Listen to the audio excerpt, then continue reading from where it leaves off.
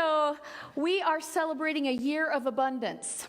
In a New Thought, we speak what we want to have, what we see for ourselves, like in our vision. Has the whole world awakened to the one love that they are? Well, not quite yet, but we see that. We affirm it to be so because we know it is already so in the mind of God, and so we await its outpicturing, and we do whatever we can to help in that, to see each other as that, to lift ourselves into that. And so in this year of abundance that we are claiming, we talked about an abundance of joy, an abundance of love. And in March, we've talked about an abundance of prosperity in other ways. Stuff, relationships, money. Not so much money, but what money buys. And that's all okay. I grew up with a lot of shame around money. It was like, oh, if you're rich, you won't get into heaven because, a camel can't fit through the eye of a needle, so you can't get into heaven. There is a scripture that says it's easier for a rich man it's easier for a camel to get through the eye of a needle than it is for a rich man to get into heaven. I'm explaining that because I saw some blank looks. And that's what I was brought up believing, literally. And we'll go into that another time, but the eye of the needle was actually a fairly narrow gate into Jerusalem that was meant for foot traffic rather than beast traffic. And so that's likely what Jesus was referring to. Who knows? Who knows? But what I know is that we don't create or live in heaven because of what we have. We don't create or live in hell because of what we don't have. We create or live in each of those because of who we are. Because of who we are. And so we rejoice as beings of love. And this last Sunday of March, we're talking about just living generously. Now, I know I'm preaching to the choir with a lot of you. I'm looking out and I'm seeing some people here who live generously. Who live generously from day to day. But we all want to, and as Kay just sang about, how can we live with our hearts even more wide open than they are? How can we be ready to receive all the love there is for us? Because you can't give from an empty vessel. We know this, right? But we tend to close down at times. And then we still want to be giving, kind people. But when we've closed down our ability to receive, then we don't have much to give. And so living generously is about giving freely, receiving freely and openly, and about simply letting go and being a conduit, just trusting that the nature of God is to give. And so if we're open to it, it's going to happen. We don't have to manipulate or scramble or come up with plans. We allow, when we know who we are, we allow that. And so we start living generously when we realize that everything, every person, every day, every weather pattern, everything, every idea, every roadblock is a gift. And when we start recognizing our gifts as gifts, we become more and more grateful. And as we meet the world with a grateful heart, there becomes more and more and more to be grateful for. And then we are living as that one, that to me, through me, as me. It's all the same thing. I cannot give to you without giving to myself. It doesn't work.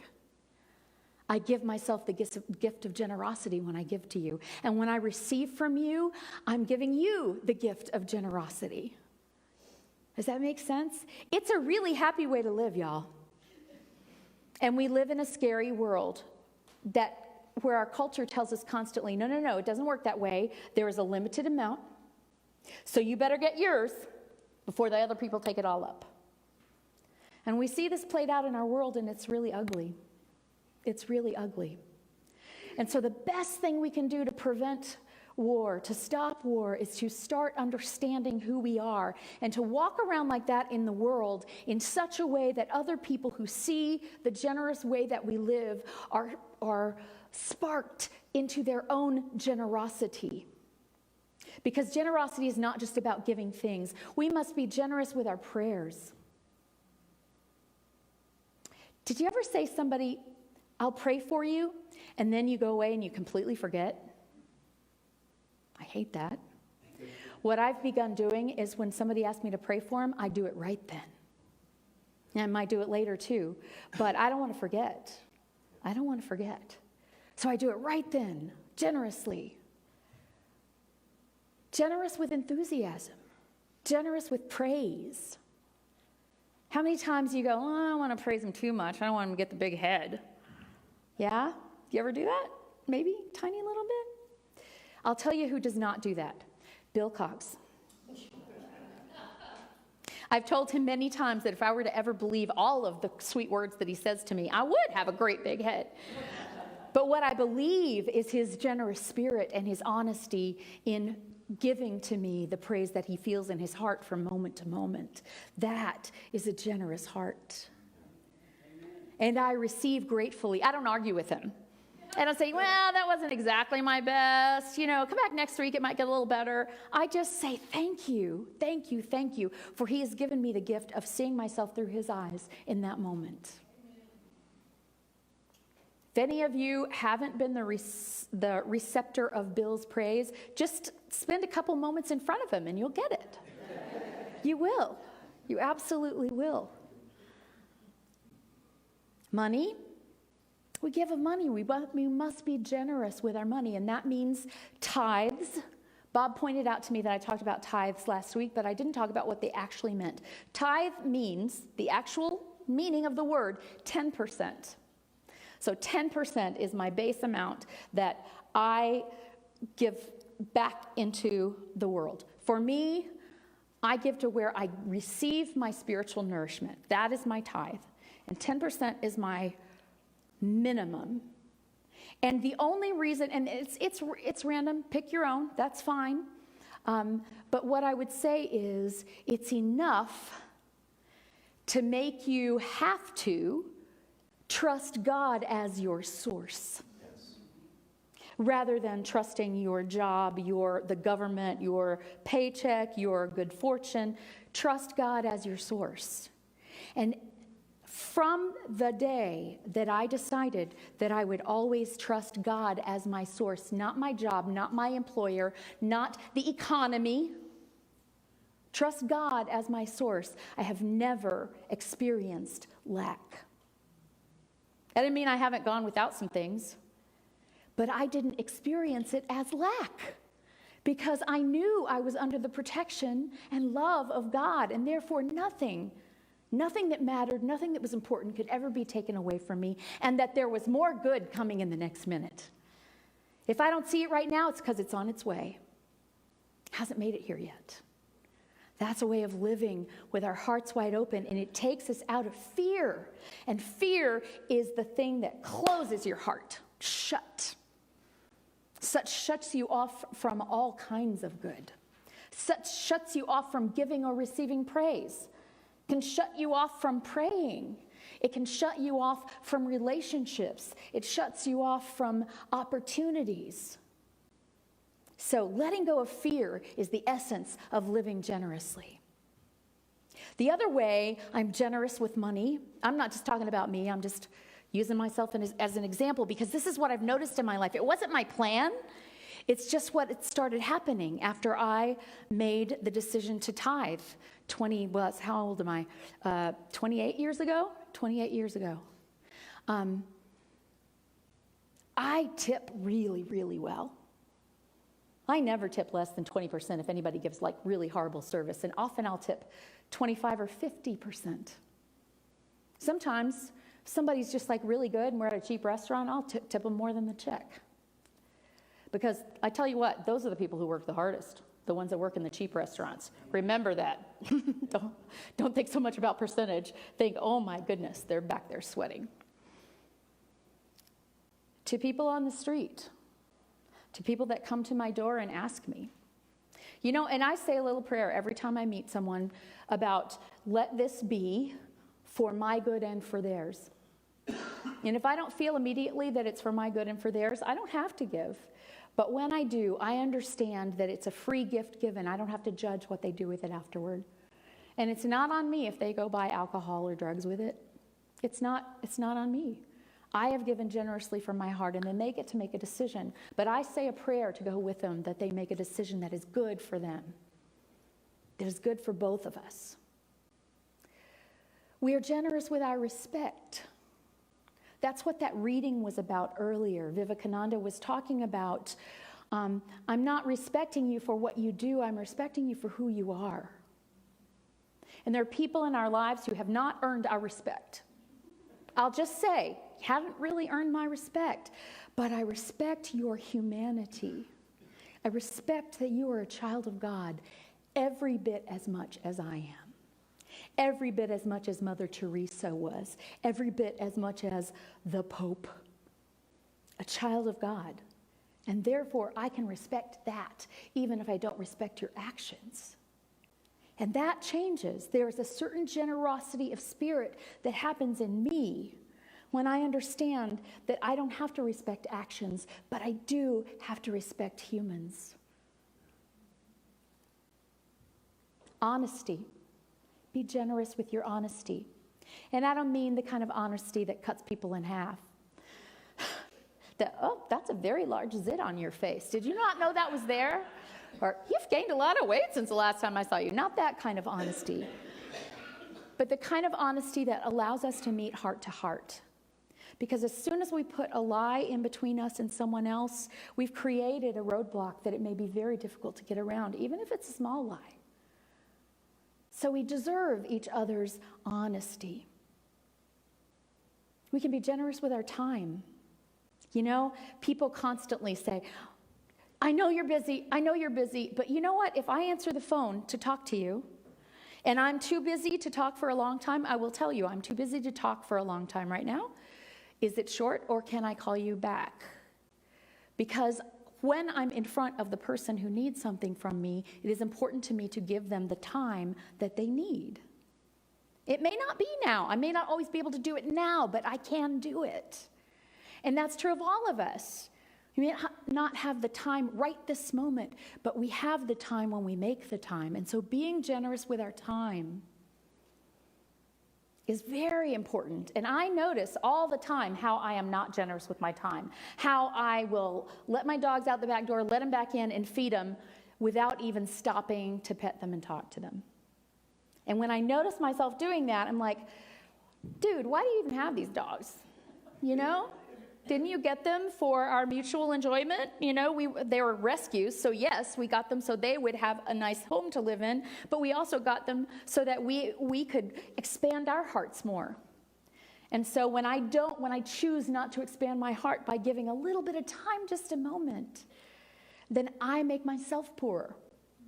And possibly the dog a little poorer too. Attention. We can be generous with our attention. That's what I really mean by the dog. That's time and attention often go close together. Taking a moment to see what's actually happening, who's actually in front of you, what's actually going on. A little attention goes a long way, and openness. Because if I walk into a situation like, these people are probably not going to be open to me, so I'm going to stay closed until I find somebody that looks open, and then I'll start opening up. Well, guess what? We walk into a room like that, everyone sees us closed down, and they're afraid to approach us. And so when we get brave, when we begin to live generously, we can walk into any room and go, you can like me or not, but I'm going to let my spirit shine through. I'm going to let myself be the love that I know that I am in this and every situation. Letting people in is an act of generosity. Have you ever had someone say, I'm sorry to burden you with this, when what you were thinking was, oh, I feel so honored that you trusted me enough to share this with me? Have you ever had that happen? It is an honor when someone opens up to us. And so we are honoring others as we open up to them as well. And yes, we do need to use some discernment. If you know that a person is someone who's likely to repeat everything you just said, that won't be the person that you pick to open up to. Doesn't mean you have to judge them or think of them as less than. You just pick a different confidant. And maybe you say a prayer. Generous with emotion. Do you ever try to hold in your emotions? Personally, I just don't see the point. Especially my crying emotions. I just like, what makes me cry? I don't know what to tell you about that. If it makes me cry, it makes me cry. But when we hold back our emotions, that is a form of dishonesty. And I don't mean you're angry so you rage at everybody. But I mean you recognize where you are and you allow the people around you that you trust to know where you are emotionally. I'm a little fragile right now. So if I'm quiet, that's why. Just little things, little clues that are about honesty, about opening to deepening our relationships. Because when we're closed, we do not deepen. Hospitality. Come on in. Have a seat. I brought you some donuts. Bob brought us some donuts. So make sure you go into the fellowship hall, which is now open, after the service, and get you some donuts and coffee. Hospitality, gifts of all kinds, material gifts. We give those, we receive those. One is not better than the other. They are both an exchange of love. That's living generously, giving encouragement. You can do it. I know who you are. I see who you are. And I know that no matter how much this hurts right now, you will come out of this stronger. Any kind of encouragement is a gift.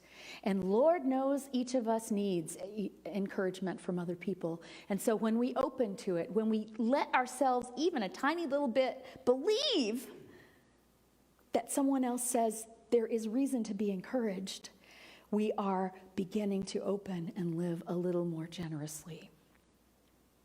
I have a friend named Debbie Dacus, and every time we talk, we run in a lot of the same circles, so we know a lot of the same people, but we don't know them together. Like I've never been with Debbie and me and this person. And sometimes she'll be talking about, oh, I just met your friend so-and-so and so-and-so. And everyone she ever talks about, she'll say, oh my goodness, they just couldn't be any nicer. They're just the nicest person. Oh, he's just the nicest person. Oh, she's the sweetest person. He's just the greatest person.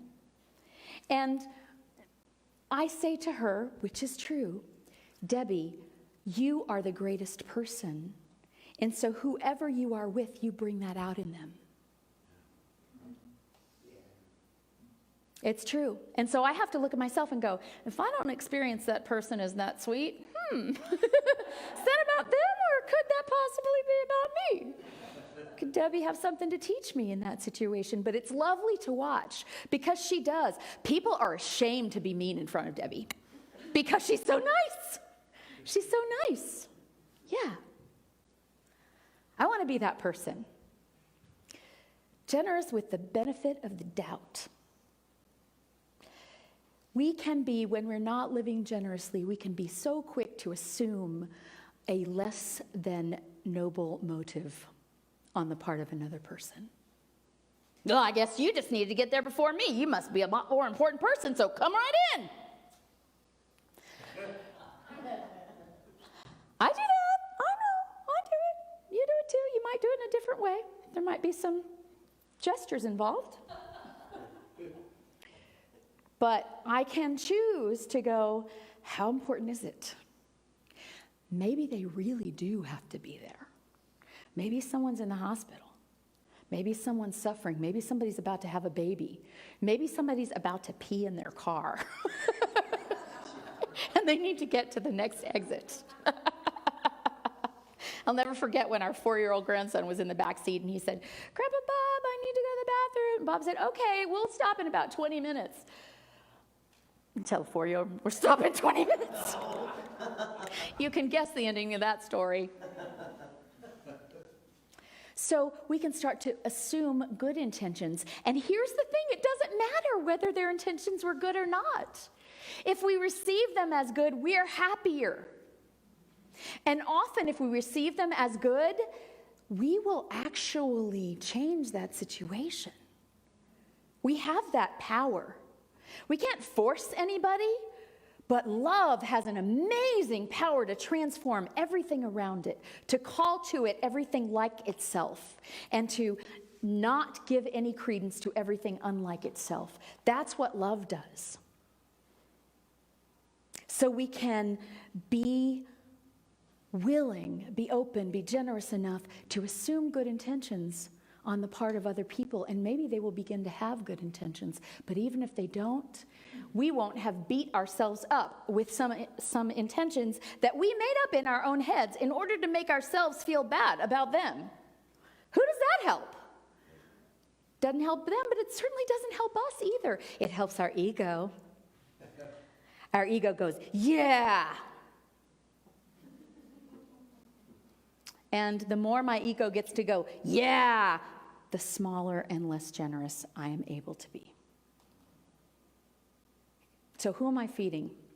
Who am I feeding when I'm hospitable? All of this does not mean that you don't have boundaries. It doesn't mean that you don't know where your personal space ends and someone else's begins. It means that you take on what is yours and you very respectfully don't take on what is another's. I love what the Dalai Lama said about cutting short an interchange where someone is not being their best self.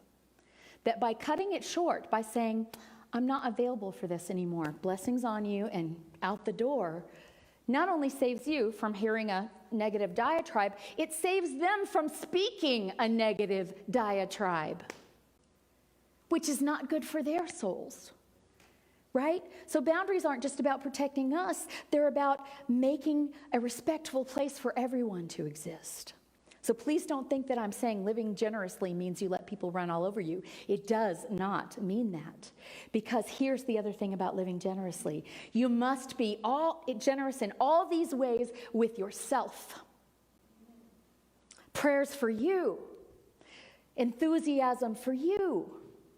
Good for you, respect, honesty, time, attention, hospitality, emotion, gifts, encouragement, watching your assumptions, giving yourself the benefit of a doubt.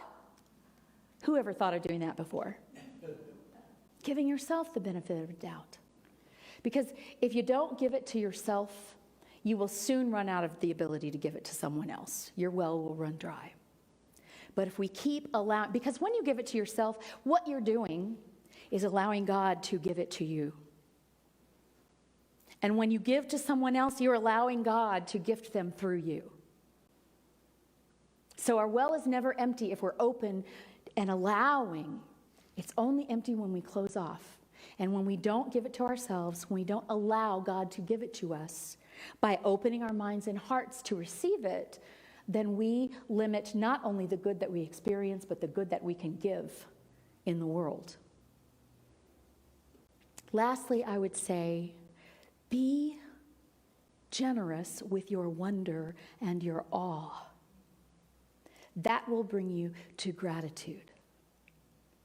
Take a moment when the rainbow comes out to go, it's a rainbow. Yeah, there's a rainbow. It was raining, now the sun's out, there's a rainbow. Of course there is. Look at that. Take a minute, breathe it. Think of the miracle of it. In the Hebrew Bible, it says that the rainbow is a proof, a promise from God that things will never get so bad that they can't be overcome. That he'll never get sick of the earth and just flood it. He, she, it, whatever you want to call God. But it's a beautiful phenomenon. So wonder, awe, beauty. Be generous with yourself and others with beauty. Take it in. Remark upon it. Let yourself experience the joy of it. And then you will live generously. So lastly, I will say, who or what or where can you open up and say yes today and make your life richer? I invite you to ask yourself that question as we leave here today. Now,